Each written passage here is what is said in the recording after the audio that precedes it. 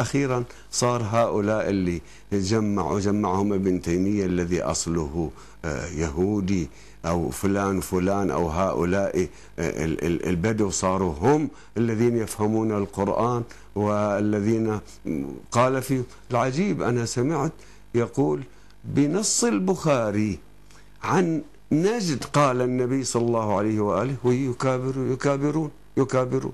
صار الشيعة العرب، أهل المدينة، أهل اليمن، أهل العراق، أهل سوريا وجبل عامل، هؤلاء صاروا ما يفهمون القرآن، وصار هذا المسكين الهندي الوهابي أو المتهند أو تلميذ الهنود هو الذي صار يفهم القرآن.